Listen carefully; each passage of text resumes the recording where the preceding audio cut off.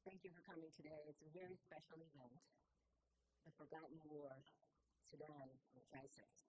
My name is Anne-Maria Griffin, and I'm Senior Fellow focusing on Africa policy here at CAP, and just excited about today. CAP has recently, under the guidance of our esteemed CEO, former Ambassador Gaspard, energized and raised the profile of our Africa work, which I am honored to lead. Today's event, we hope, will be emblematic of our goals in terms of Africa policy. We hope to do three things. One, draw attention to the areas of the world that are often neglected and forgotten and overlooked. Two, encourage and promote policy change and advocacy to improve the conditions of populations and foster economic growth, address energy transition, and peace and justice. And three, revitalize and energize our respect the involvement of the African community, of those of African descent. That's really important to us because through that respect for and partnership with African diaspora, we together can promote policy change. So CAP will continue to do just this as we recognize the power of the more than 50 million members of the African diaspora who express an affinity with the continent and who live in the United States. So thank you for joining us today to move us substantially closer to our aims for our Africa work, particularly as we dedicate our gathering to the needs of the Sudanese people. I personally don't feel comfortable with the title Forgotten War because as a part of the older generation who learned to speak truth to power back in the old days of Trans-Africa and the anti-apartheid movement, those days of struggle, I instead prefer to view these crises through the perspective of those who experience these realities firsthand. In this case, these experiences, as many of you saw from the New York Times article, and you'll hear from the panelists today, can never be forgotten. They can never be invisible. How can we talk about the crisis in Sudan as such, with narratives that indicate so many traumatic, jolting truths? An example is the statistics that show that Sudan is experiencing the largest population displacement in the world. So today's session is about how we can all contribute toward building the constituency that can address this crisis. We've come here to set the platform with critical conversations with government and civil society, and to strategize about our respective roles together and apart to foster the transformation of a continent and embolden a constructive path forward for and with the people of Sudan. Patrick Gaspard will come forward to introduce and then moderate the panel, which I'm sure will be quite a dynamic session. But first, I want to call on a special guest to begin our discussion, Haitham Elnour. She's a renowned Sudanese-American poet and author, Goodwill Ambassador with UNHCR, and was named one of BBC's 100 most inspirational women. She's a TED speaker, a humanitarian, and peace activist who dedicates her time to fostering and facilitating the inclusion of marginalized voices into the private sector, the public sector, and the media. She is truly a phenomenal representative of the younger generation of Sudanese activists. Emmy, would you please come to the podium?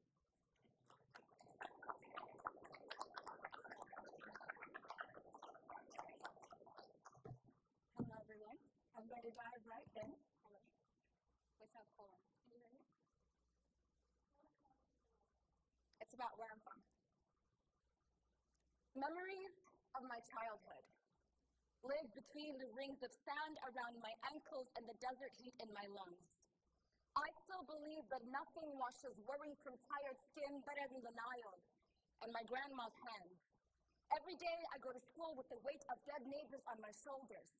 The first time I saw bomb smoke, it could wind and billow like the heat from the kitchen hearth, but it forced itself on the dark forest sky, smothering the sun with tears that it stole from our bodies.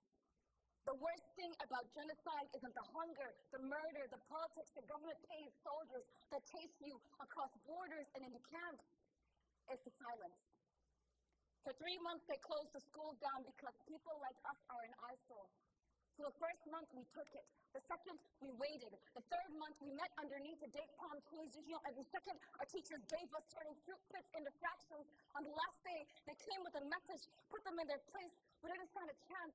Flesh was never meant to dance with silver bullets, so we prayed for the sun to come and melt daggers from our backs, lifting our voices up to God till the clouds were scraping in the sand beneath our toes echoed with the song of every soul that ever walked before us. I hid underneath the bed that day with 4 other people. 12 years later, and I can't help but wonder where my cousins hid when the soldiers torched the houses, threw the bodies in the wells, so if the weapons didn't get you, the poison would, and sometimes they didn't want to use bullets because it would cost them more than we did. But what does it matter? I've seen 16 ways to stop a heart when you build nations on someone's bones. What sense does it make to break them? In one day, while the choked on rifle smoke, my father washed the blood from his face. My uncles carried half the bodies to the hospital and the rest to the grave, and we watched. For every funeral we planned, there were 60 we couldn't have. The sand in the Sahara tastes a lot like powdered bone, and when the soldiers came, our blood on their ankles. I remember their laces, scarlet footprints on the floor. I remember waking to the sound of hushed voices in the night, etched with the kind of sorrow that turns even the loudest dreams to ash. Our parents came home with broken collarbones and a taste of fear carved into their skin, and it was impossible to believe in anything. Fear is the coldest thing in the desert, and it buries you, bows you down to half your height, and owns you. And no one hears you, because what could grow in the desert anyway? Thank you.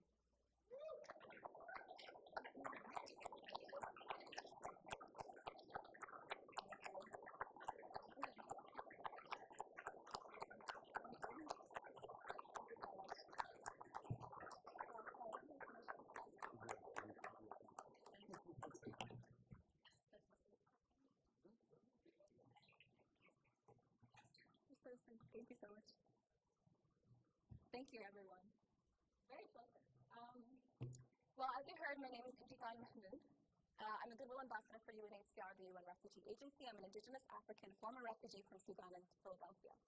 I'm a world champion poet and a scientist, but today I come to you as a humanitarian first and foremost. In the past year, I've lost 11 family members, 4 of them in the past several weeks. There's no words to describe this pain, but I'm not alone and I'm not unique. For the past year, this has been Sudan's reality.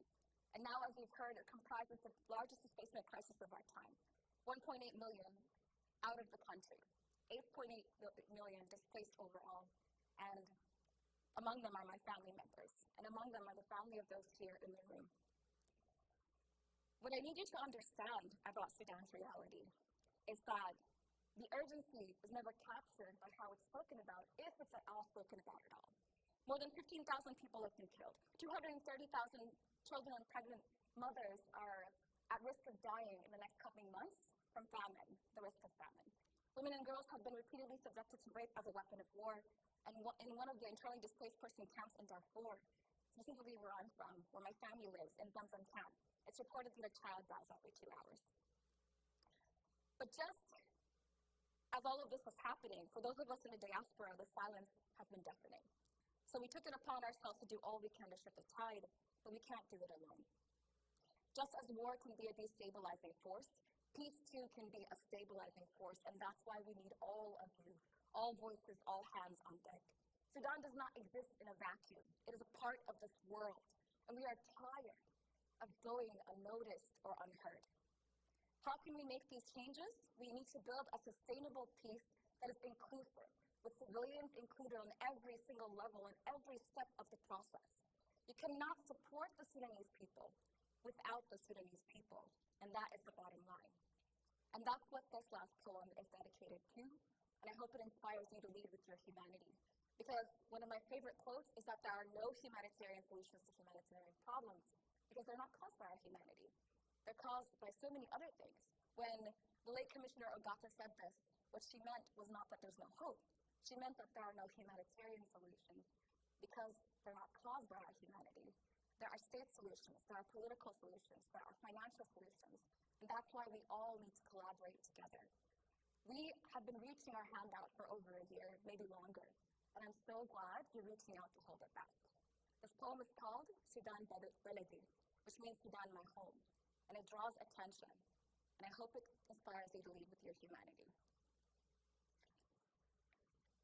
Another war came crashing down on our bodies. The cut of a a broken peace and the bite of a broken promise are the same. Except with the first one, death follows and takes everyone around you. Back home, our skin is green because we're full of life. A full life looks so different when it's poured out onto the rubble, rotting in the streets. Every university became a grave, every garden a final resting place. Our brothers and sisters fall faster than we can dig the holes. Bloodlines burn, singed to ash, to soil, to sand, to nothing, to dust. On the receiving end of a bullet is a little girl, a brother, a family, a mother, a home.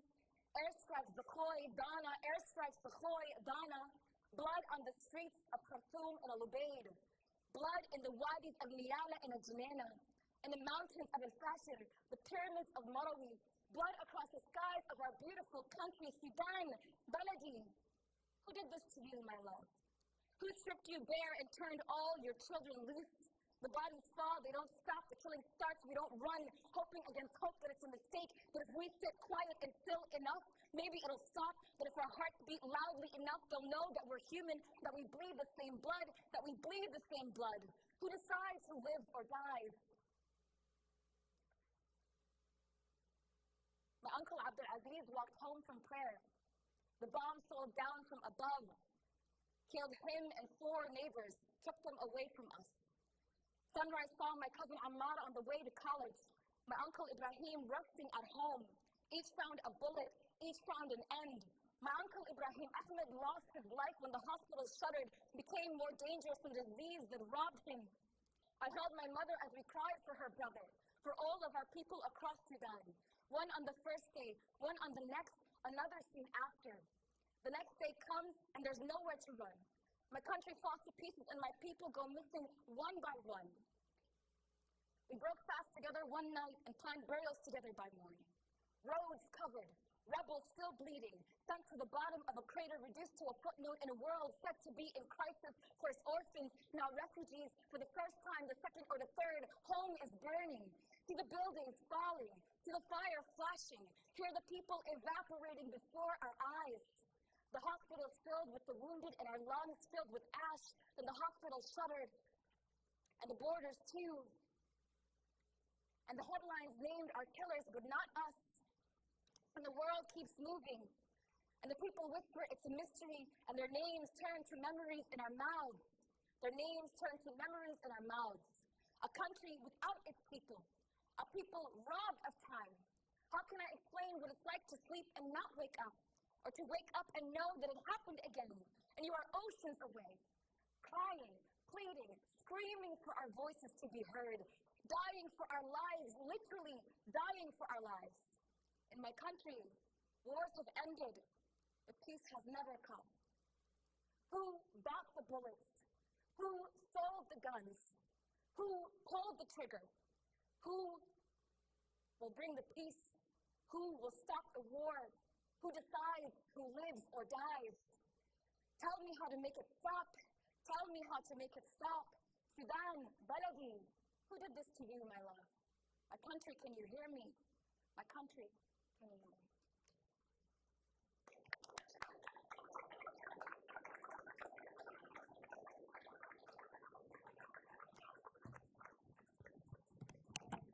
Can we get another round of applause for Amy? Please. You know,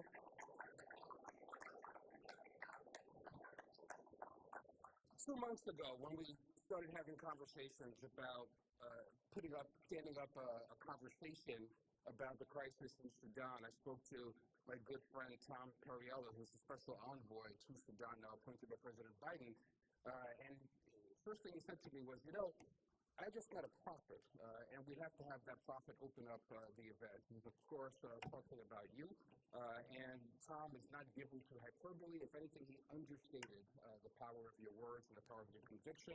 I can promise you, in your poem, you said that your people have been reduced to a footnote. I can promise you that every day, starting today, we're going to lift them up and foreground them in all of our policy work. So thank you so very much. Now, as has been said here, Sudan has been engulfed in civil war since fighting erupted on April 15th of last year. This conflict is between the Sudanese armed forces and a paramilitary group known as the Rapid Support Forces.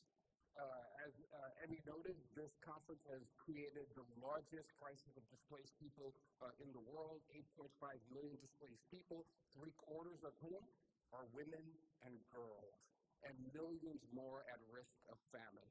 Infrastructure has been completely ravaged. In conflict areas, more than 70% of healthcare facilities have been closed. Clean water and sufficient food are increasingly hard to come by. While the United States and international partners are sending humanitarian aid into Sudan, this crisis continues to deepen, continues to indeed worsen. This must be addressed urgently and must be addressed strategically. As somebody who accompanied the activism of women and students and courageous civil society leaders on the streets of Khartoum in 2019 as they worked boldly to oust Omar al-Bashir, it's pained me to see the violent dissolution of the transitional civilian government in Sudan. It's been more painful to see this active civil war now. But to be honest with you, it's been most acutely painful to experience the indifference of much of the world. 2 decades ago, in the midst of the genocidal crisis in Darfur, when it reached its apex, so many of us took to the streets to demand interventions, which proved to be life-saving. But this time, the silence has been overwhelming, and I'd go so far as to say it's been shameful. Today, I'll be joined by leaders who always push boldly into the silent and dark spaces with enduring light. A brilliant panel that will work through solutions to this acute crisis. Senator Cory Booker, my dear friend, has been a leading advocate for the Sudan in the Senate, where he sits on the Senate Foreign Relations Committee and chairs their subcommittee on Africa and global health policy. He visited Sudanese refugees in the region, Vic and Chad, as part of a delegation in March, and his continued attention to work to end this crisis is nothing short of inspiring. Haitham Elnour is a Sudanese-American human rights advocate who has long been at the forefront of peace efforts in Sudan. He has led nonviolent resistance committees, advocacy campaigns, and youth anti-war movements. He studied at George Mason University and currently works at the National Institute of Health in Bethesda. We're really quite honored to have you join us here today. Representative Pramila Jayapal, who chairs the Progressive Caucus in Congress and works very, very closely with us at CAP on innumerable issues, has been an outspoken advocate for Sudan in the U.S. House of Representatives, where she has tirelessly lifted up the importance of protecting human rights and ensuring the safe and effective delivery of humanitarian aid. Congresswoman, your consistency is appreciated and cherished. You don't cherry pick your humanitarian interventions, your human rights interventions. You lift up your voice in all of these challenging places. It's really quite profound, and it's become invaluable and indeed necessary. And last but not least, my dear friend Tom Perriello, my brother in the trenches, United States Special Envoy for the Sudan. Tom was appointed not that long ago by President Biden to serve as the envoy. He served in the U.S. House of Representatives in Virginia.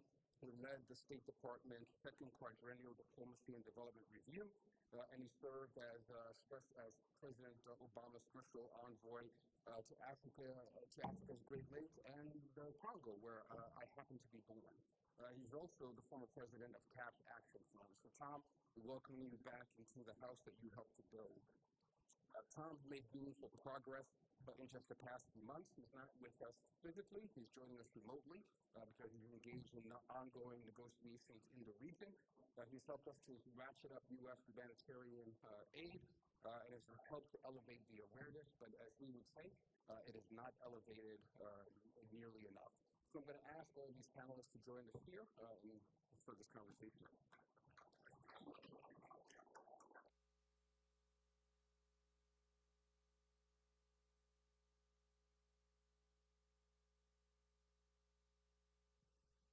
So there's so much ground to cover, but I think that we need to just start with the broad question for each of you. I'm not even going to frame the question myself. I'm going to rely on Emmy's poem, where she says, "In my country, wars have ended, but peace has never come. Who pulled the trigger? Who bought the bullets? Who sold the guns?" I'm going to ask each of you, starting with our special envoy, Tom Perriello, to give us your best sense of how we arrived here in this moment in Sudan from your perspective.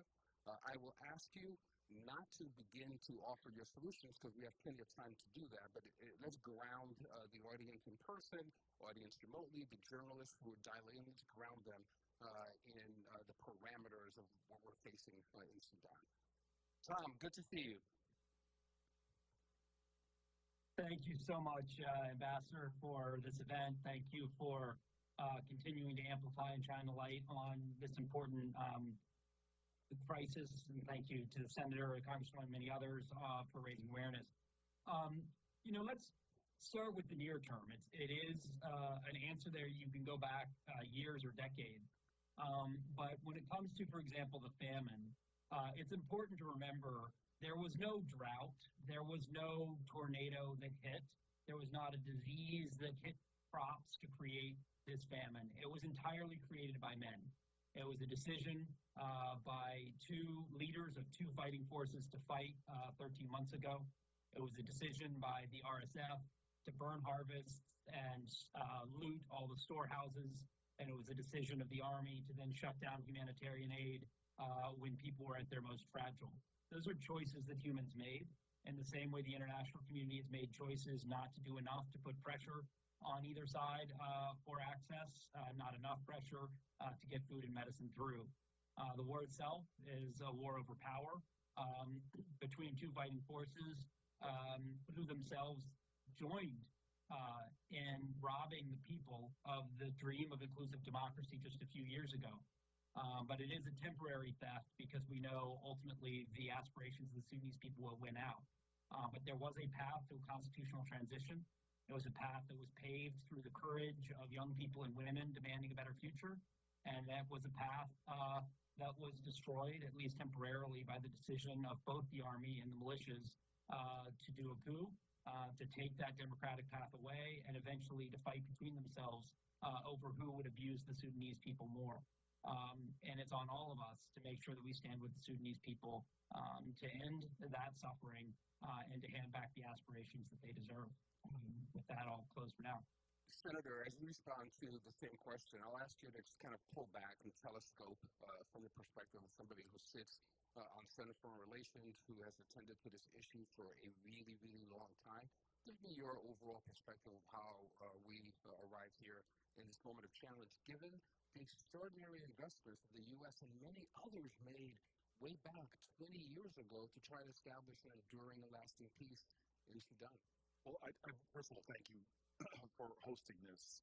I think it addresses perhaps one of the most significant problems we have right now, which is a lack of attention and focus. And the fact that CAP is centering the continent of Africa, which is the future. 1 out of every 4 living humans by 2050 will be on the continent of Africa. And given the age issues that Europe faces, China faces, America faces, 1 out of every 3 working age people will be from the African continent around that time. This is a continent that holds so much hope and so much promise and so much possibility. I want to thank Tom. He's an extraordinary leader, an extraordinary time. I don't want to repeat what he's saying, but I will, to your question, emphasize that one of the real sources of this crisis, as was reflected in the brilliant poetry we heard earlier, is the fact that the Sudanese people have not been allowed to govern. This has not been the democracy, the hope of democracy, the promise of democracy, and frankly, the stability that becomes their democracy never took hold. I love, again, the words of the poet, but I will say a simple saying that we've said here in the African diaspora in America: it can't be about us without us. And that has been lacking when it comes to governance. And now you have these two men in a fight for power. But the second point I want to make that Tom, in his extraordinary sort of framing, one thing I want to add to that is this conflict would not be so agonizingly virulent without the influx of arms and resources from outside actors.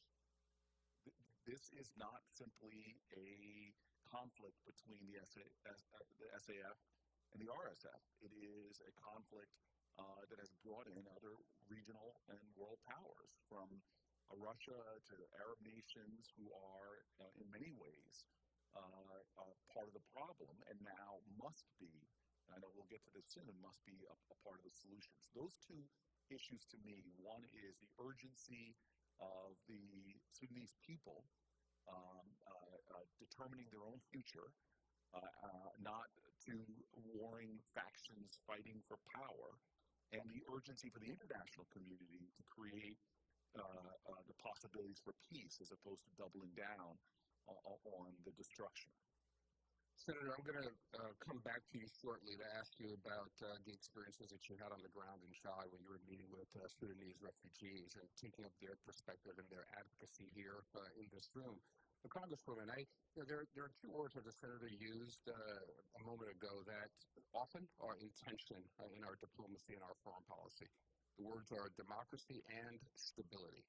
There have been times when too often stability is given primacy over democracy in our diplomacy, and I think that leads to long-term instability and challenges. And I wonder, as you think about the specific challenge in Sudan and how we arrived here, how you try to reconcile those two concepts in your work and your advocacy, particularly given how fearless you have been in speaking up about what's happening to women and girls in this conflict, and candidly, the challenges that women and girls have had that predate the shooting in April of 23. Well, thank you, Patrick, so much for your leadership and for your fearless advocacy on so many issues, including Africa and specifically Sudan. And it's great to be here with the Senator and to know that we have that leadership in the Senate, and of course to have our special envoy, who I think is looking at this very differently in terms of how we come to the ultimate solution. To answer your question and to sort of take Emmy's words and just flip them a little bit, who didn't bring the bullets? You asked who brought the bullets.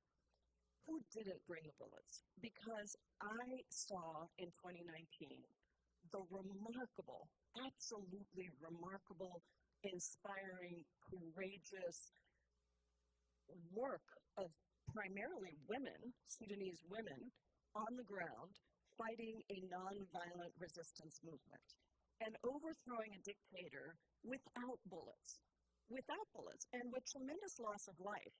And I think we all watched that. I know I did, and was so deeply moved by the fact that there were a lot of bullets flying around. But in the end, it was the people who did not bring the bullets and who were sitting and refused to move and ultimately overthrew a dictator that provided the space for hope. And I was able to visit Sudan in January of 2020 with Congresswoman Karen Bass, who was the chair of the Africa Subcommittee, and a dear friend. She knew of my longtime interest in Sudan in particular. And to see and to meet with the people who were part of that nonviolent resistance movement and who were trying to show a different way of bringing about democracy and stability. Those two things combined can only happen if you have the people who are directly affected at the table to craft the solutions. They were certainly part of putting out a vision, they were certainly part of stopping the dictatorship, but where it fell through was in terms of what the ultimate solution, I would say, veered towards the idea of stability, but didn't actually include the aspirations and the voices of the people being in control of the process. And so we, I know when we were there, we were at university campuses, we were in small villages, we met with women and girls who talked about what they had given up in order to participate in that nonviolent resistance movement and what their hopes were, but also what their fears were. Because I think part of the history of war and conflict is that often it is the very people who are affected by it that are left out. And so my hope is that this process going forward, and I know we're going to get to this, is about how we reinvigorate and give space and sight and voice to the community that is really going to live in this place going forward, and who has obviously a diaspora around the world. But I'm looking forward to that because my work in organizing is such that I think that's the only way you actually achieve both stability and democracy. One without the other is probably not lasting permanent peace. Thank you so much, Congresswoman. So Haitham, I think that the Congresswoman gave you a perfect segue when she talked about the reinvigoration of civil society in Sudan, the active engagement of the diaspora. I have to tell you that I'm bewildered by all of this. I spent countless hours, I was privileged to spend countless hours with Dr. Hamdok when he became the leader of, before and during the period when he became the leader of the civilian transitional government. There was so much promise, so much hope, so much expectation in that first instance, but even greater hope when some of us were engaged with folks like you, the students, the doctors, the women who were at the gates of power, pushing the autocrat out. 20 years ago, when we all experienced the initial crisis in Darfur, it was categorized as the first genocide of the 21st century. All of us were determined that this would not be repeated again, but we see history repeating itself in the exact same place and seemingly in the exact same way. From the perspective of someone of that Sudanese civil society who was on the ground then, how did we arrive here? After you answer that question, I'm going to turn to the senator, and I'm going to ask him to speak about the experiences that he had with Sudanese refugees displaced in Chad. And then I'm going to turn to Tom and challenge Tom on this question of the flow of munitions into Sudan and what we can begin to do to solve for that. All right. First of all, thank you. And I had my speech written and my remarks written, but Amy is just delivered a masterpiece that it's not needed. But sorry, we got to turn up the volume on the can you? Is it clear now? All right. So thanks, Amy, for making me have a plan B for my remarks. But that was a masterpiece. First, I would like to take the moment to remember all the souls that we lost in this senseless war, and may they rest in eternal peace. To the brave men and women trapped in Sudan right now in this senseless war, to the displaced people in neighboring countries, in South Sudan and in neighboring countries, your struggle is not in vain. We will do everything that we can to make your voice heard. Second, I would like to extend my heartfelt thanks to Senator Booker and Congresswoman Jayapal for their dedicated engagement in addressing the humanitarian crisis and the ongoing conflict in Sudan. Your commitment to the crisis is deeply appreciated and crucial to our effort to bring peace and aid to Sudanese people. Thank you for your leadership and support.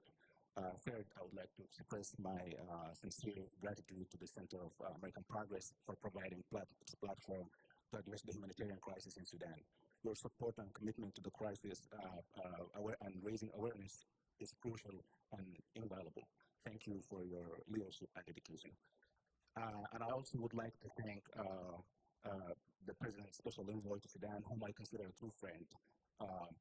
I've seen him in action, flying all over the region, meeting with main stakeholders, with civil society, with youth, listening to them, and helping and supporting the emergency response rooms very, very generously. Thank you for that. And to answer, I think Sudan is been for the past at least 4 years it's been in just a chaotic scene from 1989 when the Islamists toppled and overthrown the duly elected government, and for moving forward, And I think it's just a very complex in the fact that it, people may try everything with Sudan, sanctions and, all the international community pressure. But one thing happened, and I think this should be the core of our conversation today, or at least from my side, is youth of Sudan decided, we're going to end this. And they end up toppling on Bashir in the great 2018 revolution that world saw, and it was a model for other countries.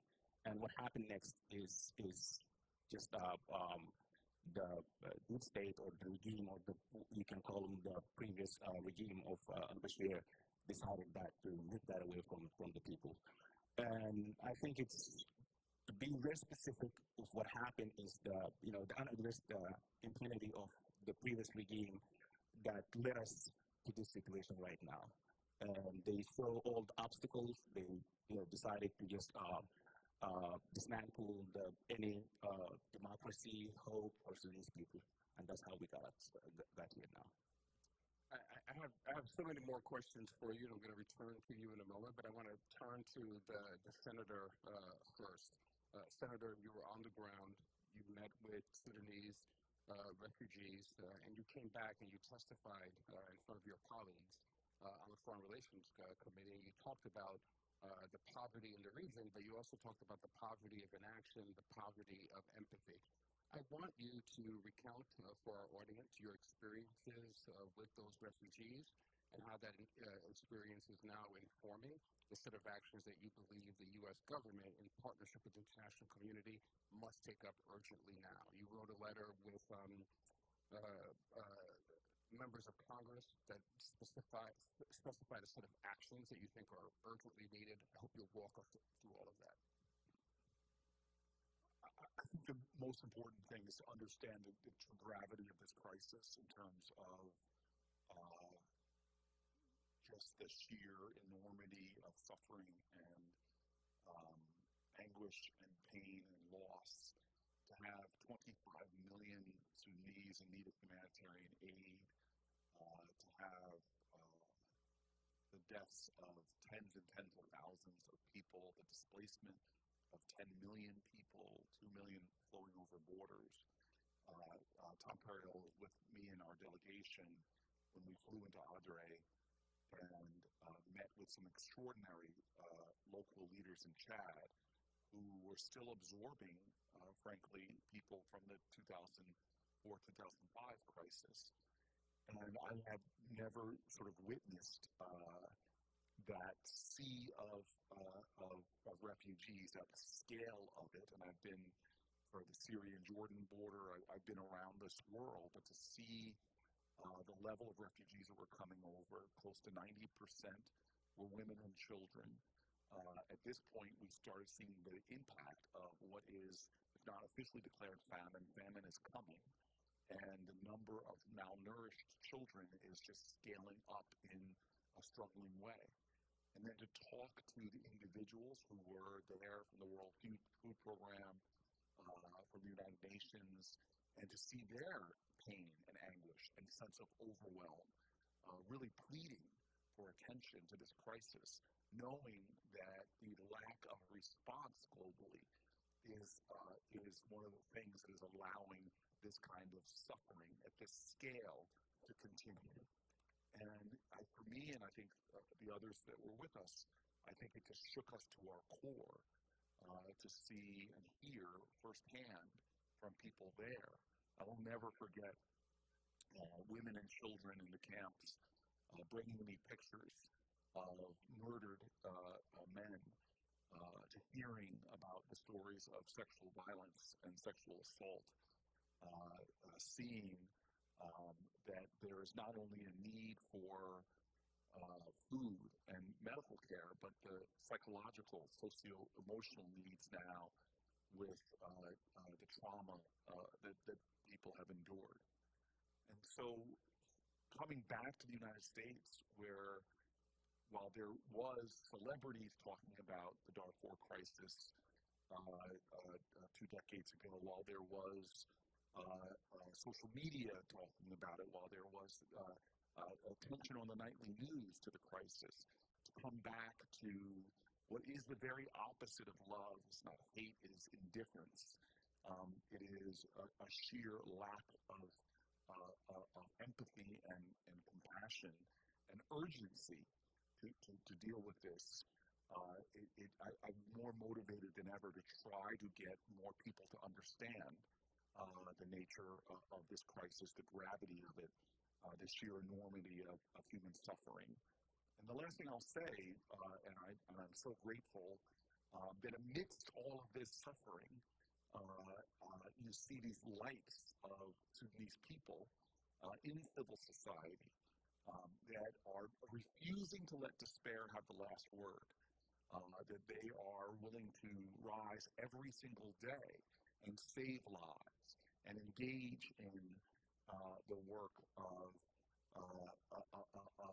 not giving up on the very idea that this nightmare can end, and in the meantime, do everything they can to address the suffering.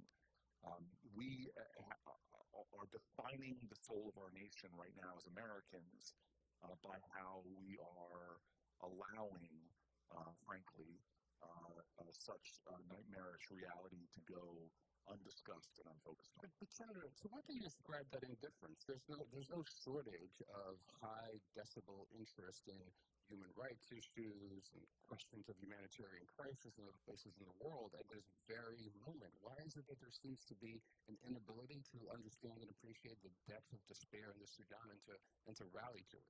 So I do not understand the psychology, the sort of collective psychology of our country right now, where we do have heart for the crisis in Gaza. We do have focus on the crisis in Ukraine, but somehow on our continent of Africa, crises in the DRC, crises in the Horn, and this crisis seem to go undiscussed and unnoticed or get very little ink, if we can still say that, in terms of newspapers and major media. But that is not an excuse for us, and this is again where I began with CAP's willingness to focus on this, with extraordinary leaders that are doing the hard work. And I was very grateful that with all the things being discussed in the supplemental we just did, from Indochina and the crisis around Taiwan, from the Middle East to Europe, that we were able to, amidst it all, thanks to leadership in the House and leadership in the Senate, to keep a significant investment in humanitarian aid to the tune of $9 billion. The challenge right now is getting that money obligated and out the door. We had a Paris conference that, again, I know Tom was, again, heroic in getting $2 billion committed, but right now, to me, the slowness of even that. So I do believe that one of the things we all should be taking responsibility for is telling the stories, elevating the voices of the Sudanese people, but in order to sustain the attention, because even if the conflict stopped today, which it is not, and we should talk about what's necessary for that, the famine and the suffering and the struggle, and my concern, and the Congresswoman can speak to this, is it took so much to get this tranche of humanitarian aid done, but what about 25 and 26, when there will still be a crisis? Will we have the collective will, which we won't unless there is collective pressure that comes from a nation that says this is unacceptable, and our humanity is wrapped up in the humanity and the suffering that is involved. The definition of our character as a country will be reflected in what we do or don't do with the Sudanese people. You've platformed those questions expertly for us, and so I'm going to draw Tom back in with some specificity on the level of aid, the volume of aid that's needed. But I'm going to ask you first, Tom, to address the point that's been made several times about the flow of munitions into Sudan, where they're coming from, and what you and others are attempting to do about that flow. And then I do want to speak about the Paris gathering some weeks ago, which insufficiently addressed the level of crisis that exists in Sudan. I want you to give us a sense of perspective on just the level of investment that's needed from the American people and from the international community. So arms first, and then humanitarian aid, and then Congressman, I'm going to turn to you because I suspect that knowing Tom, he's going to speak to the imposition of sanctions and the need for more powerful sanctions, and I'm going to ask you to speak to the efficacy of our history of sanctions in the region and what the application needs to be going forward. Tom? Thank you.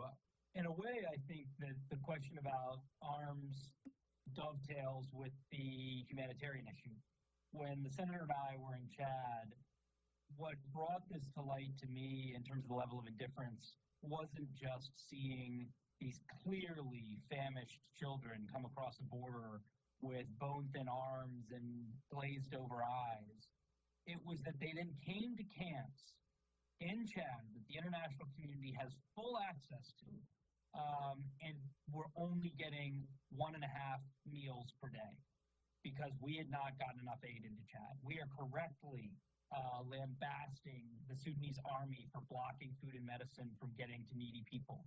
It is an absolute violation of international humanitarian law, of a shocking concern. But we don't have that excuse in Chad of why it is that we can't even have full rations for starving children when they cross the border. And I connect it to another thing, which is a question back to you of sorts, Ambassador, which is if you had told me in 2004 that in 2024, Ramaphosa would be president of South Africa, and he would greet the head of the Janjaweed on a plane paid for with Gulf money as someone who was actively involved in ethnic cleansing, and that there would not only be greeted, but no outrage in South African civil society from the majority or the opposition or civil society. This is in the West. Yes, it's about racism. It's about rendering Africa invisible, or the stories that get told. But we see that silence across Africa in a way that's hard to understand. We see it across the Gulf. And while Gaza has certainly taken a lot of that attention, this war started 6 months before Gaza, and there was still no attention on it. And the reason I connect that to the arms trade and the arms influx is we are seeing those weapons come in from all over, not equally. Clearly, the Emirati support to the RSF has been of a different scale than what we've seen. But now we're seeing the role of even more toxic actors like Iran, Houthis, Russia, et cetera, that are coming in ways the Sudanese people did not want to see. But to be honest, the United States is raising the costs of that through sanctions and other means, and I'm glad that we're doing that and we'll continue to ratchet it up. But it is an environment in which the costs, the global costs, the consumer-based costs, the diplomatic costs on those actors inside and outside who fueled this crisis have been fairly small. And it's the same issue that we have when it's why are we not able to get 3 meals a day to kids who are crossing over, who've walked hundreds of miles amidst tremendous trauma and are not getting even those 3 square meals. Now, I do think Paris, we did help to turn the tide. I think, the number one credit goes to Sudanese civil society for raising voices month in and month out. And for the emergency rooms and others, I hope we'll get to hear about this incredible, courageous work of young people to completely reimagine how we deliver humanitarian aid in a crisis, and all of these great stories. But the truth is that the lack of international engagement has meant the tools we would normally use against both the armed factions and their suppliers have been rendered less effective than they would normally be when they are landing in an environment of silence. I think there are many levels and reasons we can go into with this. I think some of it, too, is frankly generational. My generation, the idea of atrocity prevention, human rights, never again, was a core animating principle. I think today the issue of anti-imperialism is a more dominant strain among activists for very understandable reasons in many ways. But it frankly means when the U.S. is not the bad guy, there's a lot less interest around the world. And while I understand that historically, given many events of recent decades, I think it misses the degree to which nefarious actions are being advanced by many other actors around the world now. and the rendering a blind eye to that is something that I think is going to cost a lot of lives and a lot of values. And I think this does come back to some other aspects of the war, but I just wanted to say on the experience that we had there, there is one other thing about the experience of the camps that I think is important for us all to understand, which is this war was less ethnically motivated than some of the previous conflicts originally, but it has taken on an increasingly ethnic and racial component. Hate crimes are rising, targeting clearly the ethnic cleansing of Masalit was already a major issue. And I bring that back to one of the most urgent things now, and I'll close with this, which is there are about 1 million civilians stuck right now in El Fasher. And they are starving, and they are being starved by a siege by the RSF. But it's also true that both sides need to allow humanitarian corridors. But given the slaughter of civilians escaping Jina and earlier parts, many feel like their choices are to stay and starve or to leave and risk ethnic cleansing and abuse. That is the choice that we have left the people in Al Fasher with. Now, we're obviously working day and night to get solutions, including a ceasefire in Al Fasher and humanitarian corridors, and many courageous Sudanese are leading those efforts, and we are working on them. But that's the degree that we have left people with choices in Darfur through the indifference and through these other frames. And with that, I'll send back. Tom, I'm going to the Congresswoman now on this question of sanctions that you briefly touched on, and I'm sure that the senator may have a word or two that he'd like to add to that.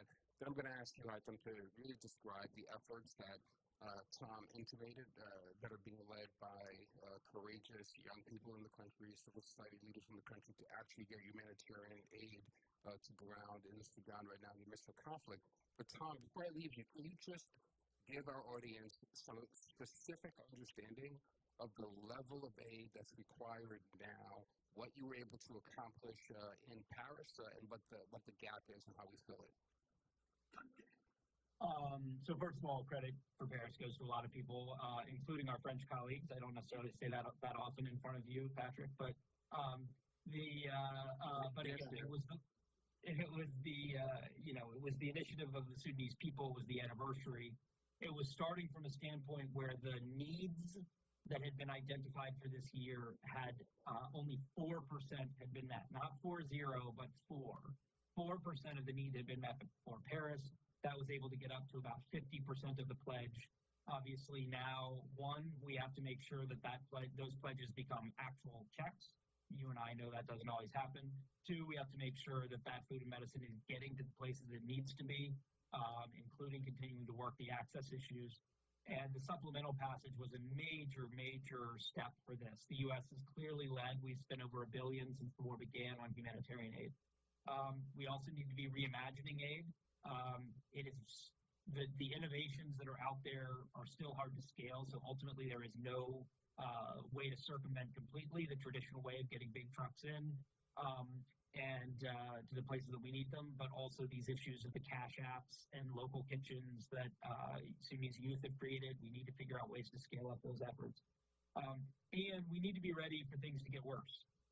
We need a breakthrough, but the rainy season is starting any day. We have a country that already has bad infrastructure that's going to worse. If we see Al Fasher fall, we could see up to 1 million additional refugees flooding into probably Chad. We have flooding in South Sudan. So this is a situation where people need to understand Paris was the start of scaling up. It cannot be we just did that, so we took care of Sudan. So we need to continue, as our USAID colleagues and NGO colleagues are doing, and working with our local partners. But we are a long, long way from addressing the need. Thank you so much, Tom. Congresswoman, so some of us are old enough to remember when the U.S. imposed sanctions in Sudan in 1993, in 1997, in 2006. We just imposed targeted sanctions on the defense industries in Sudan. I'm wondering about the efficacy of all of this and what the appetite continues to be on Capitol Hill to maybe go a step further. Representative Jacobs, for instance, just introduced a bill calling for the withdrawal of arms support to the UAE until the UAE can make absolute claim to the U.S. that those weapons are not being transferred to warring parties in the Sudan. I wonder how you think about the efficacy of our sanctions, and specifically about this bill from Representative Jacobs. I should also know that in addition to UAE, Egypt is also an actor in this, causing a tremendous amount of harm on the ground. Yeah, I'm a co-sponsor of that bill, and I believe it's really important to think about all of the tools that we have, because traditionally, often, sanctions end up hurting the people at the bottom, but not the people at the top. And so we have to be really thoughtful about what leverage do we have. And the bill from Representative Jacobs says we will use our own leverage providing military assistance. So in other words, we will provide military assistance to the UAE until they can show us clearly that they are not funding the RSF. And so I think this is one tool that we have. But I want to go back to something that the senator said, because I think this is really important. You know, it was very difficult for us to get $9 billion of humanitarian assistance out of Congress. And I think this goes back to the United States has never actually, our people have never necessarily seen the fate of the United States tied to the rest of the world. I grew up in other parts of the world. I've worked in refugee camps all across Asia and Africa. I've worked with immigrants and refugees from around the world, and it's always been a struggle to make the clear case of why the United States should be involved. And it gets harder if it's a Maslow's hierarchy of needs. It gets harder if people here are struggling, then it becomes a competition of where the resources go. And you've seen this in Congress over and over again, or even if you ask the average American, how much do we spend on international aid, they will say 20%. And often I'll start the question by saying, we will spend whatever you think we are spending, because I'd like them to say 3% so that I can get 20%, which never, of course, will never happen. So I think that there is a level of narrative and education that we need to do. Now, add to that the African subcontinent, which I just think has been, for reasons of race, for reasons of historic indifference, based on a number of different factors, has been ignored in numerous ways. And so Sudan, in a way, is, we're seeing all of it come together. And if we're going to make a difference, there are really three things in my mind that have to happen. Number one, on humanitarian assistance, we are too little and too late. Our systems do not allow for the kind of level of humanitarian assistance that we need in these crises, which is why the ERRs are so important, because that is coming from within. But there is work that we have to do to protect those ERRs. The young people who are within those ERRs need to be given the status of humanitarian workers, and we need to make sure that we are funneling as much aid as possible through those and getting rid of the bureaucratic obstacles that are standing in the way of getting there. Number two, we have to use all the tools to actually address the outside players that are really in Sudan right now as their playground for a number of their own purposes, but not for peace in the region. And that is the UAE, that is Egypt. These are actors that we have relationships with. They care about what the American people think. And there is a real power to, both in Congress using legislation and leverage and tools, whether it's some form of sanctions or whether it's some form of withholding of military assistance, but also, number three, the voice of the people. Many of these countries do not want the American people to be protesting their countries. Their public image is very important to them. And I think it is important for us to think about public engagement in two ways. One, how do we really raise the information and the education about what's happening in Sudan? I think the vast majority of Americans, if you ask them, they wouldn't know where Sudan is. They wouldn't know how many people live there. They wouldn't know how many people are displaced. And a lot of the work that we have to do is, sadly, to educate people about what is happening. But also, there is a real ability to create a movement here for peace and justice, to connect this conflict to others, but also to elevate the call for outside actors to stay out and stop funding this war. I don't think it would continue this long without that funding. I know it wouldn't. but also then to engage the diaspora and the Sudanese people and Sudanese civil society in putting forward their vision and making sure that that holds in the peace talks that Tom is engaged with. So it's a big order, and I'm grateful to Kat for kicking this off. I will say that I'm working with a number of Sudanese activists, Sudanese American activists. Really how I got pulled into the Sudan issue is a dear friend of mine who's probably watching the live stream right now, who was the chair of the board of the Immigrant and Refugee Rights Organization that I started, who is from Sudan, who just managed to get his family, his parents, out of Sudan. They've lost their home, they've lost everything, they've lost their fields. His father didn't want to leave because it was planting season, and he wanted to be there for the crops. But they've lost that house now, it's gone. It's been occupied. His sisters were not able to come to the United States, so they're in Egypt and Oman, I think. And I think this is, the level of devastation is so tremendous that even people in refugee camps are not getting what they need of humanitarian assistance. I think it has been a very, very challenging moment, but also a time to call people into action, to call the Sudanese civil society into action. Not that they weren't there all along, but they want us to be there. They don't want to be there without us. We have to bring the American people along as well. And so Mubarak and others are coordinating a series of town halls, virtual town halls, with organizations like Move On and others, but also with Sudanese and Sudanese-affiliated diaspora people around the world to get their input and to make sure that their voices are a part of this process. I'm reminded by that comprehensive and humane response that you did spend 2 decades working in international relief and issues, and I think we need to elect a few more people who have that background. I promised you, Haitham, that I was going to come to you and ask you to describe what Tom opened us, made us aware of, the work that's happening on the ground now by the diaspora, by civil society in Sudan to get relief directly into communities. I wonder if you might describe some of that and help our audience understand what more we could be doing right now in the first instance to support those ongoing efforts in a specific way. I'm going to preview a question that I have for the Senator. We have to open up the conversation to the audience and to journalists who are here and online. But Senator, after I get a response to this question, I'm going to put a little bit of pressure on you. Tom tried to put the pressure on me by mentioning the example of Cyril Ramaphosa and the reprehensible hosting of the leader of the Janjaweed some months ago.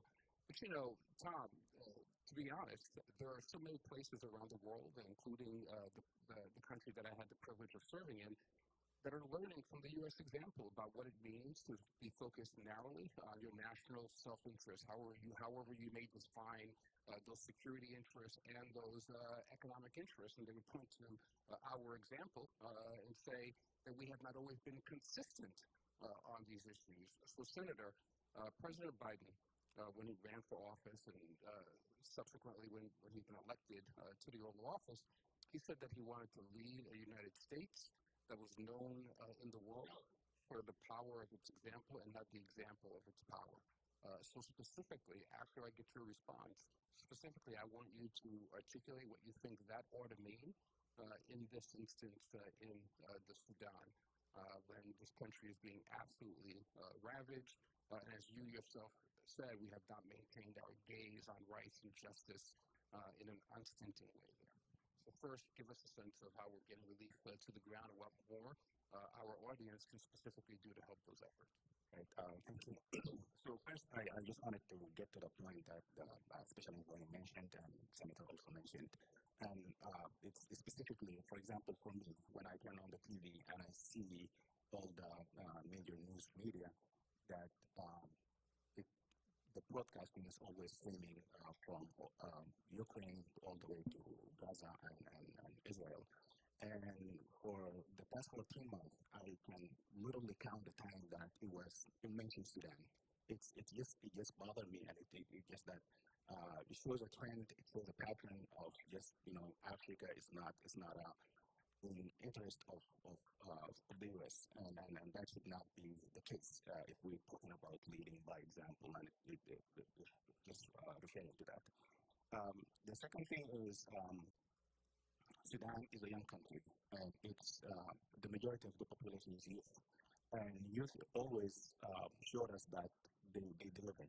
We always ask for revolution. We want things to be nonviolent. We want things to be peaceful. And the youth, as the congressman talked about, showed that and delivered. So I think it required us to recognize this is their future. Youth are the core of everything related to Sudan. And one of the things is also that I wanted to talk about when it comes to the term of humanitarian assistance, and specifically when especially Envoy mentioned Paris conference. That's the main problem is we see that the discrepancy between what's promised and what's provided.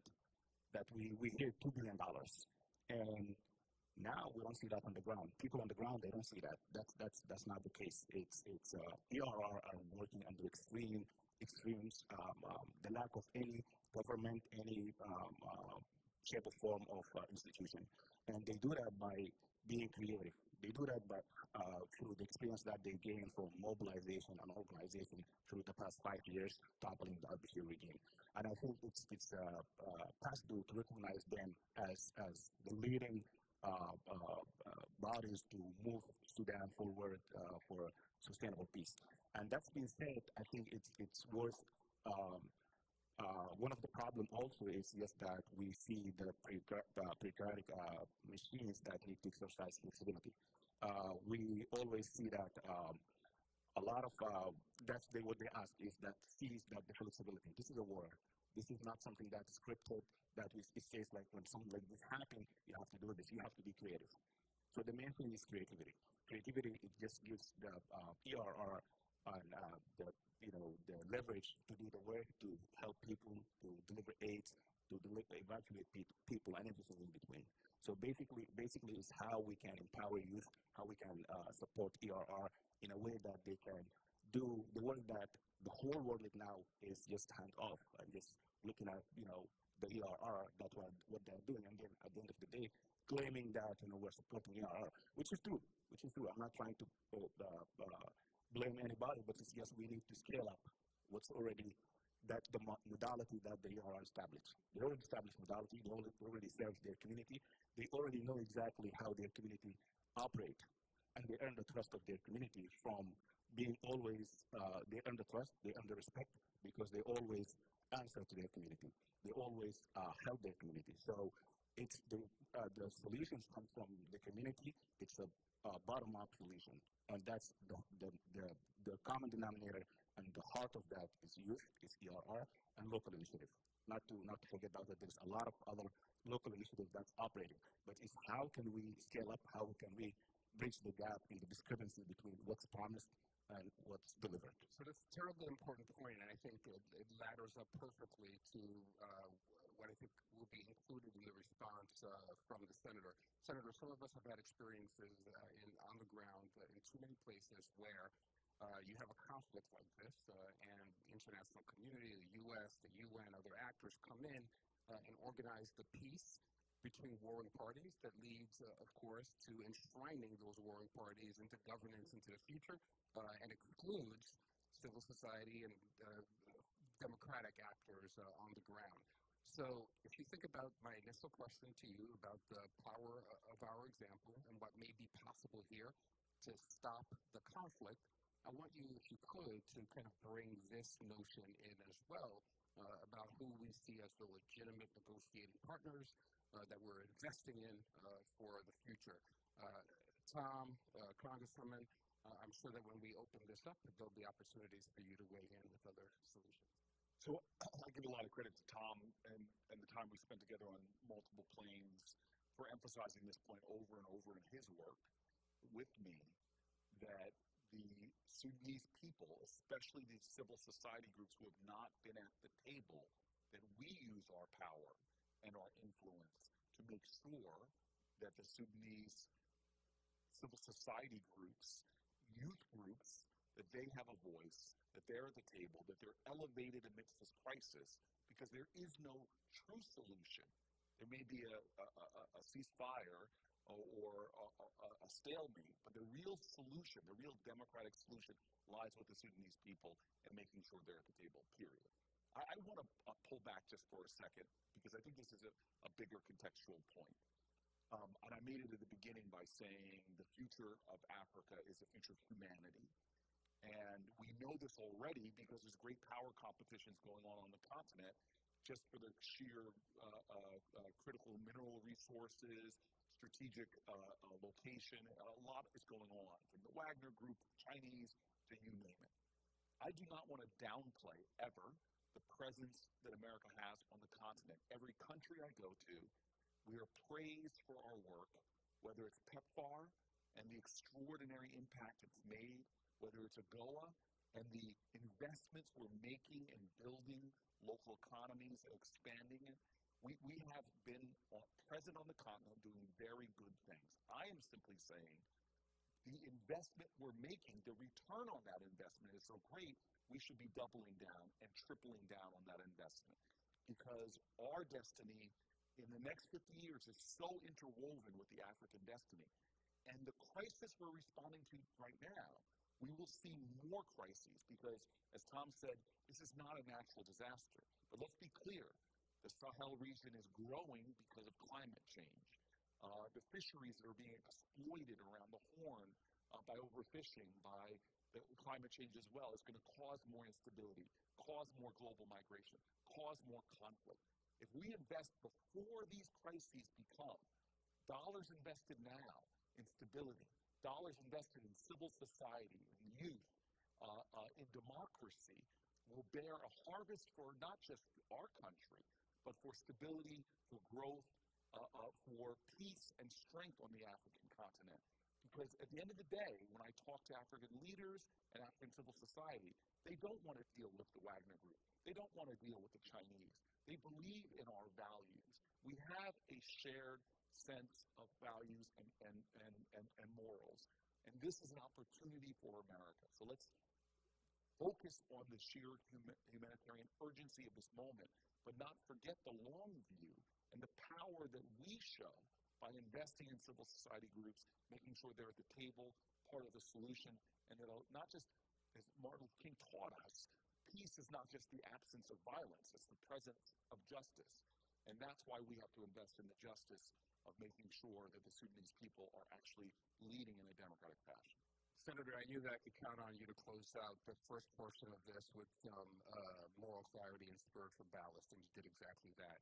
So I want to open this up for questions. I think that we're starting with an online question from a journalist first. Is that right, William? Yes, I believe we're going to start with a question from Reuters, Allison. Reuters? Yeah, we have a question from Nafisa El-Tahir from Reuters. Two questions, actually. The first is that last week, the Sudanese Armed Forces said it had an agreement pending for a Russian fuel station in the Red Sea. Is this ringing any alarm bells in Washington, and will there be any new steps taken in response? The second question is about UAE support. To what extent does the U.S. believe the UAE is directly behind the attack on al-Fashir, whether in terms of material support or strategy? Our special envoy, I don't know if you want to take the first question and maybe invite the senator and congresswoman into the second question. Sure, I also need to apologize. I was just informed that I'm still visible even when I'm not talking, so I've been eating an apple and some other distracting things, not realizing you're allowed to eat between your phonetic negotiations, Tom. So I am so sorry. The answer to the first question is yes.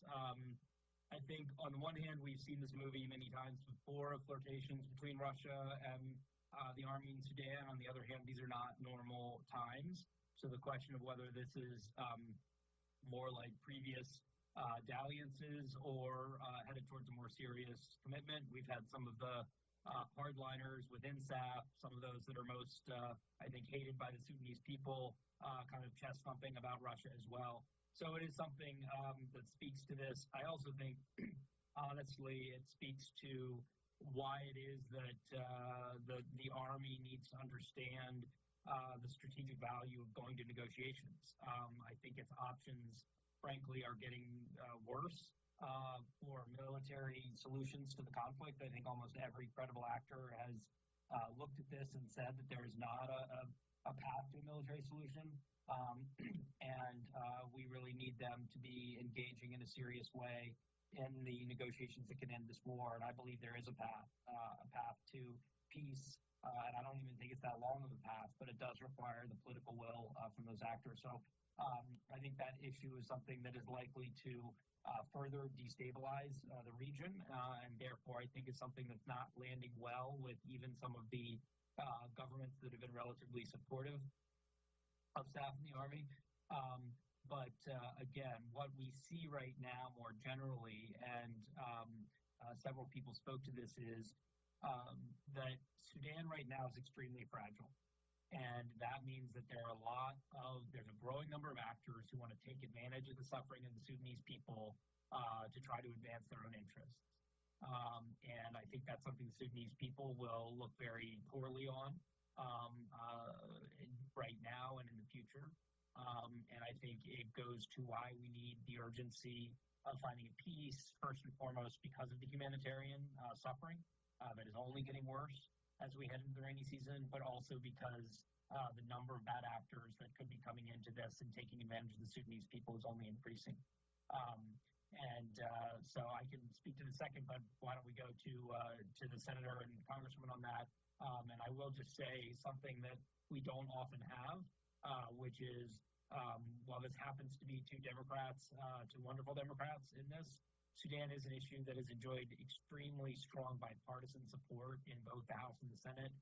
You've certainly seen Senator Risch and Chairman James and others be great allies in this, including holding the administration's feet to the fire, but most importantly in shining that light on Sudan. And so I do think that's something that relates to the second answer, which is that there has been bipartisan concern raised about the Emirati role as well as other foreign actors. And they do have certain tools beyond the administration's tools to raise the cost of those interventions. And I think that's been noticed very much across the region. So with that, I'll throw it back to you and try not to eat my apple.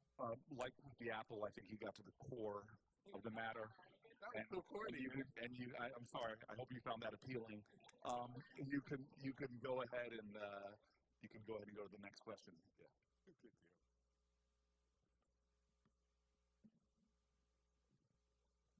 Microphone's coming around. We have questions on both sides. Thank you. Camille Shikoya from the Africa Bazaar magazine. So my question is, you talk about the investment that the U.S. government have been making in Africa, including the humanitarian assistance. What role can the private sector play? What role can the private sector play in bringing peace, stability, and economic empowerment? Because I think that's a key issue here that we're not talking about. And we've seen what Ambassador Meg Whitman have done in Kenya. I know Kenya is not in crisis, but the power of the private sector, like companies like IBM and other multinational companies, what they can do in Africa. If you can talk about that, thank you. Let's take up that question, and as we take this question, I want to remind everybody that right now 90% of the gold being produced in Sudan is basically being fleeced and exploited to the benefit of both warring parties. I mean, I'll jump right in, just give some quick numbers. We were Africa's number one trading partner until about 2009. China's now passed us. They're now 4 times the amount of trade than the United States does. And again, they do it on their terms, which are very different than our terms. We have a tremendous opportunity that we should be promoting. I'm very proud that the Biden administration is trying to do more to celebrate and to activate American investment where we can have shared growth. I've been to the continent, was to the continent twice around March. And when I was in Kenya, I saw with my own eyes what American investment and partnership with Africans can create. We saw one company that focused on a deep replacement due to this toxic chemical we all spray on ourselves. Well, they found a flower in Kenya, native to the community, that has a better agricultural cycle than a lot of the agricultural foods. Their company, just by working on a process to turn this into mosquito repellent, was able to source hundreds and hundreds of farmers. I saw before and after pictures of these farmers going from subsistence farming to thriving, increasing their net worth dramatically, and really created wealth for a whole region in Kenya. It's an extraordinary example of one company transforming the destinies and creating wealth and value. These are the kind of things that we can be doing. I've sat with embassy officials and State Department officials with programs we're doing to support indigenous African entrepreneurs. I can go on and on and on about this work that we're doing. My goal, in partnership with great allies in the House, is to celebrate and bring attention to the success stories we have, but use that as a leverage to increase dramatically that kind of investment, so that we can start upping our power, because trade and investment, that is the real stability that comes, that is offered to African nations. Now, I'll give the example of Ireland, which had terrorist problems and challenges. Their shared economic growth in that country really helped to bring stability and violence and offer new frontiers. We're seeing that in nascent stages all around the continent, but I do believe we have to do much, much more. One other thing for countries that are in crisis, where I've really seen the private sector make a difference, is in the communications network. Because as you know, the communications network is one of the first things to go. It's very difficult to get it going again, and it's an essential, whether you're talking about Egypt or whether you're talking about Sudan, it's an essential piece of making sure people can communicate and be able to organize on the ground, communicate with the outside world, with the press. And so that is one area where I think, I know I represent, I'm from the state of Washington, so I have a lot of tech engineers in my district and in my state. And the friend that I mentioned actually worked at Microsoft for 20 years. And so I do think that there are some crisis moment private sector assistance. It's less in the name of investment and trade per se, because we're in this moment of crisis, but real ways that that the private sector can help to establish those very essential communications networks. Can I just say one more point, because I think it was made to me by a lot of the Kenyan officials who were just here at the state dinner, which is just America should use its power also to get access to capital at lower interest rates. One of the problems we see in a lot of African countries is just getting deep into debt, because the interest rates they pay are so dramatically higher than a lot of Western nations, and for unfair reasons. So in the capital markets, our country has to do a lot more in advocacy and fighting for African countries that are trying to do a lot of their own infrastructure investment, their own capital investment in domestic industries. I'm not going to let you get through for the price of one, because we have many hands up and not much time. So sorry. I'm going to let you when you get the next question. Thank you. Especially Envoy, talking to Sudanese people, looking at the Sudanese people, by majority, they are hoping every day and night for this war to get stopped. And the hope is gender talk. And we know that you have been lately working hardly to get the two parties to go to gender. Really, these people are looking for any update on gender talk. Have you extended invitation to the two parties? Have you listened from them? Is there any hope that gender talk is going to be happening very soon? If you can give some information about that, that would be appreciated. Senator Booker and Congresswoman Jayapal and Haitham, what do you think that the Sudanese diaspora and the legislators here inside the United States of America for the short term could do to help the effort of the special envoy and to have this We'll get a succinct response. We'll get a succinct response from our special envoy, and then I'll come to the item on the question of diaspora. Oh, I don't know that there's a succinct response to the question of how's Jeddah going, but it is our top priority. And I do believe we have built substantial momentum, not just to Jeddah specifically, but to what it represents, which is a strategy of trying to end the war and hand over to a political civilian process. And our theory has been that it's going to be very difficult to get the two generals to agree on their own. So what is the set of actors who have enough political will in the region that if they are partners in peace, we can compel a peace deal? So far, everyone is committed to the peace talks that is included. That includes the Egyptians, the Emiratis, the Saudis, the African Union, and IGAD, and also the RSF. And SAF has so far put conditions and, frankly, some very mixed signals at different points.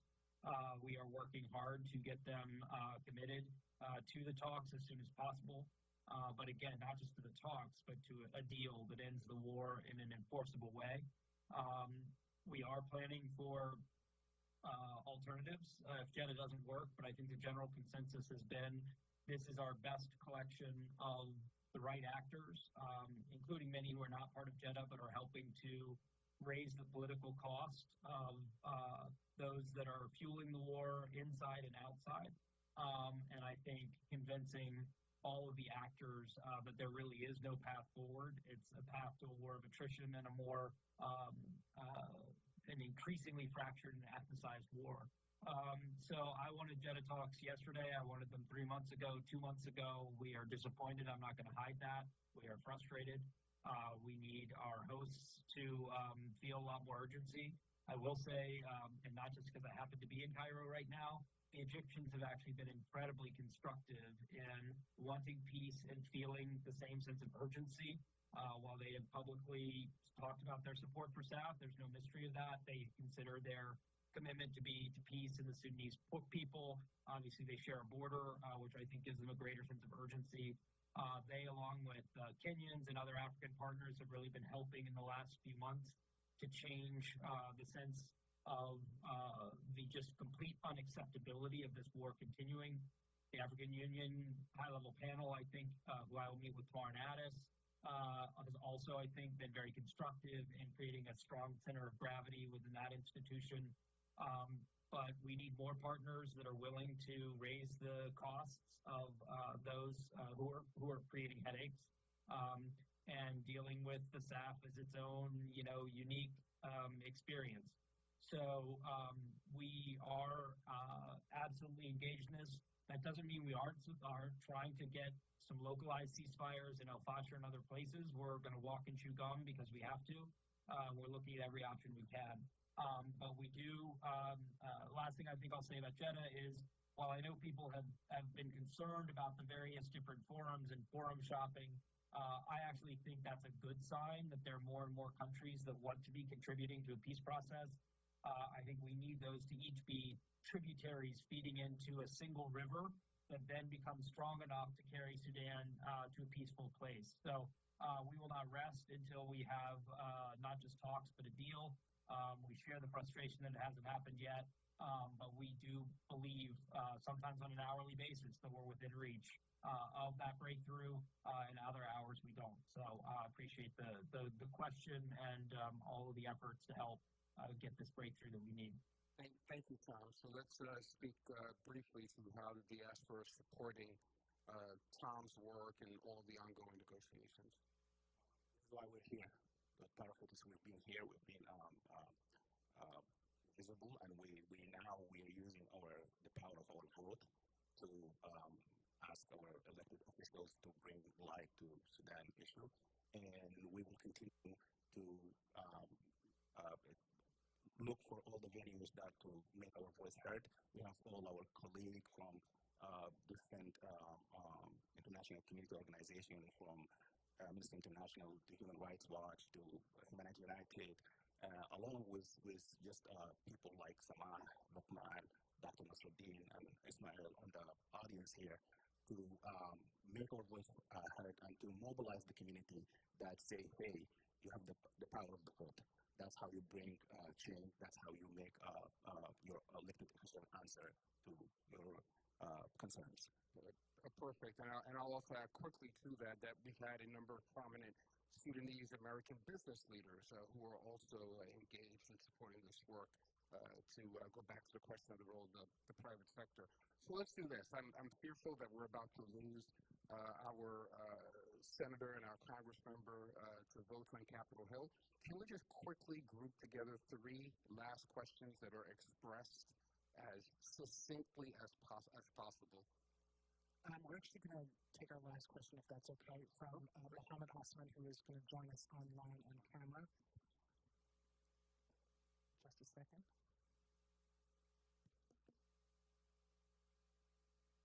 Mohammed, can you hear us? I can hear you clearly, see you clearly. Can you hear me and see me? Absolutely. Thanks very much, and thanks for the rich conversation and also the opportunity to address the final question to the panel.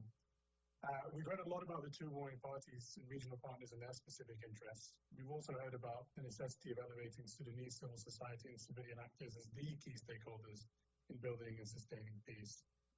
The old regime haven't gone away. What's the plan for engagement with them and making the cost of continued spoiling and conflict for them greater than a continuation of this conflict? Thanks.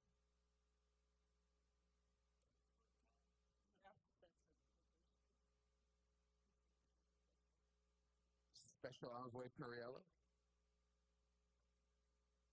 Oh, I thought we were grouping 3 questions together.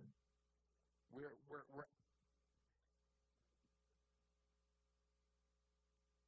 No, Tom, the great ambassador was overruled by a beautiful bald man. So the question is, so where are we? The question, Mohammed's question about how to engage the former regime, or are we going somewhere else? No, that's where we are, Tom.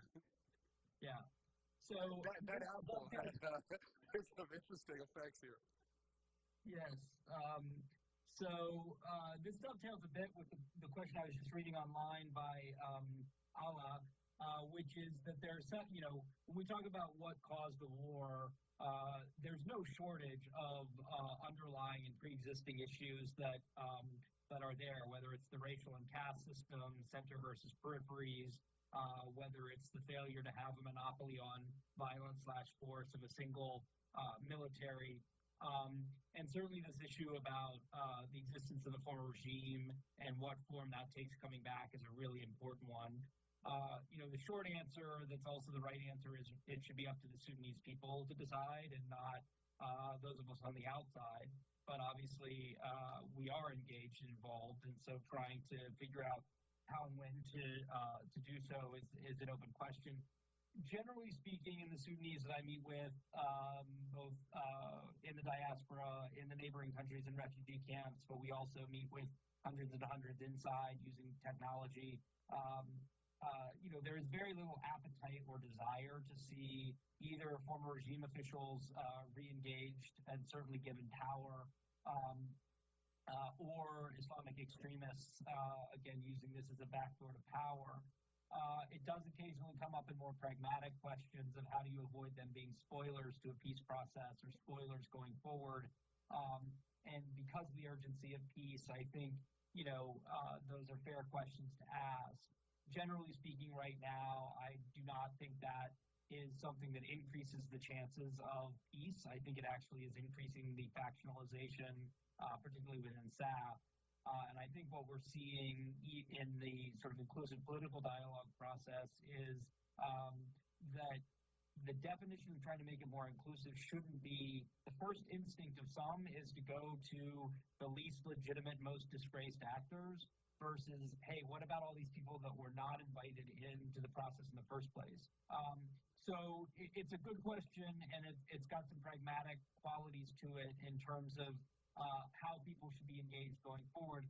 I also think there's a difference between handing certain people actual power and power sharing arrangement versus a longer term question, should they be allowed in a political process going forward? So I think the first is the default that we've heard from the Sudanese people is not wanting to see a return at least to power and influence of these actors. There's an awareness that to the extent we need to avoid spoilage to the process, there's some engagement.